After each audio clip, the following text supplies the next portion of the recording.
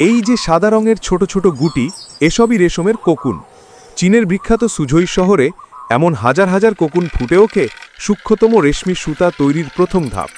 প্রথমে এই কোকুনগুলো ফুটন্ত পানিতে সেদ্ধ করা হয়। এই তাপেই মুক্তি পায় সেই সূক্ষ্ম সুতাগুলো, যেগুলো দিয়ে তৈরি হবে শিল্পের অনন্য এক নিদর্শন, সুঝই এমব্রয়ডারি। এরপর রেশম ধোয়া হয় বেকিং সোডা মিশ্রিত জলে, পুরো এক রাত ভিজিয়ে রাখা হয়।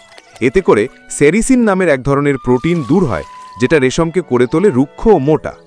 পরের দিন এই রেশম শুকিয়ে নিয়ে সূক্ষ্ম সুতায় ভাগ করে নেওয়া হয়। তৈরি হয়ে গেলে সুতা, শুরু হয় রং দেওয়ার পর্ব। একে একে প্রতিটি সুতাকে ডুবানো হয় বাহারি রঙে। লাল, হলুদ, নীল রঙের ঝলকে ফুটে ওঠে শিল্পের প্রাণ। রঙিন সুতা প্রস্তুত হলে শুরু হয় ডিজাইনের কাজ। একটি গোলাকৃতির সাদা ক্যানভাসে হাতে আঁকা হয় ডিজাইনের খসড়া। এরপর সেই ডিজাইন স্থানান্তরিত হয় কালো রেশম কাপড়ে, যেটা খুব সাবধানে কাঠের ফ্রেমে টান টান করে বাঁধা হয়। এবার সুতো ভাঙা হয় আরও সূক্ষ্ম করে, সূচে ঢুকিয়ে তোলা হয় সেই সুতা।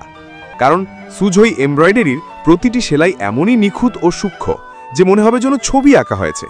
এই শিল্পে এক বিশেষ কৌশল ব্যবহৃত হয়, ডাবল সাইডেড এমব্রয়ডারি, অর্থাৎ দুপাশেই একই ছবি, একটুও পার্থক্য নেই। একে বলে এক চিত্র দুই মুখ। এখন সূচ আর রঙিন সুতার জাদুতে গড়ে ওঠে এক জীবন্ত চিত্র, একটি সোনালী মাছ যার প্রতিটি আঁচড় এত নিখুঁত যেন ছবি নয়, বাস্তব জলেই সে ভেসে বেড়াচ্ছে।